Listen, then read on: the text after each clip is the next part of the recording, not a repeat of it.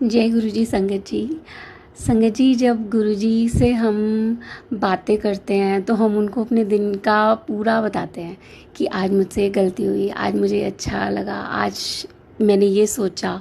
इंसान है, कभी किसी की वाइब्स या किसी की बातें या किसी के शब्द कुछ भी कभी भी हमें बुरा लग जाता है या हम उस चीज़ को सोचते हैं और अपना एक कर्म बना लेते हैं।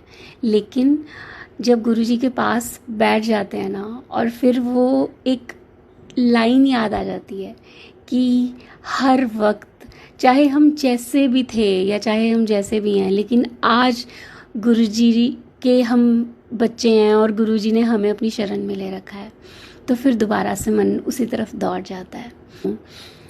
उस दिन जब सत्संग से वापस आ रही थी तो आदत है छोटी छोटी बातें गुरु जी को कह देती हूँ मैं कभी कभी।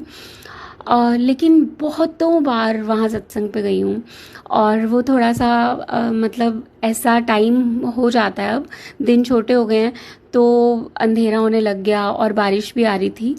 और वहाँ गली में ना कभी भी, मतलब वो एक सोसाइटी टाइप है तो गेट्स लगे होते हैं जैसे, तो वहाँ कभी भी अंदर मैंने कभी किसी इलेक्ट्रिक रिक्शा को नहीं देखा।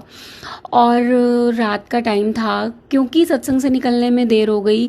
एक बिटिया वहाँ अपने मम्मा का सत्संग शेयर कर रही थी कि किस तरह से गुरुजी ने उनको बख्शा, तो भाग रही हूँ, लिटरली भाग रही थी और गुरुजी के नाम लेते हुए बस जाप करते करते भाग रही थी। इतनी देर में पीछे से ना एक हॉर्न की साउंड आई, तो पीछे मुड़ के देखा तो इलेक्ट्रिक रिक्शा। मैंने कहा यहाँ पे इलेक्ट्रिक रिक्शा। मैंने कहा थैंक यू गुरुजी।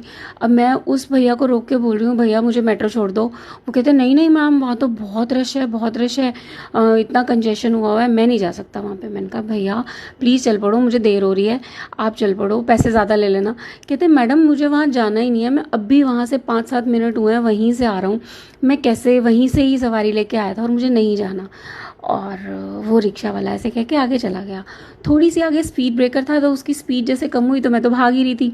तो मैंने उसको बोला कि भैया मेन रोड तक जाते तक भी मुझे 5-7 मिनट लग जाएंगे, आप प्लीज़ मुझे छोड़ दो। तो कहता है मैडम जहाँ पे रश शुरू हो रहा है ना, मैं आपको वहीं पे उतार दूंगा, आगे आप अपने आप चले जाना। मैंने कहा अच्छा चल कोई बात नहीं। मन में आया कि ठीक है आगे से दूसरी रिक्शा ले लूँगी। गुरुजी को कह रही हूँ गुरुजी प्लीज़ जल्दी जल्दी प्लीज़ रास्ता क्लियर कर दो और मुझे पहुँचा दो। और आप मानोगे नहीं संगत जी, अचानक से मेरे मुंह से निकला आया कि भैया आपको कोई रश नहीं मिलेगा, आप चलो, आप सीधा मुझे मेट्रो छोड़ो फटाफट। बिल्कुल ऐसे का ऐसे मैंने बोला।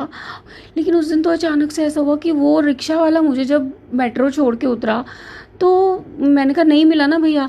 कहता कमाल हो गया मैडम, जो जहाँ मैं अभी देख के आ रहा था कि इतना रश है इतना रश है, रास्ता ऐसे क्लियर मिला है कि जैसे कोई पता नहीं खाली करवा रहा हो।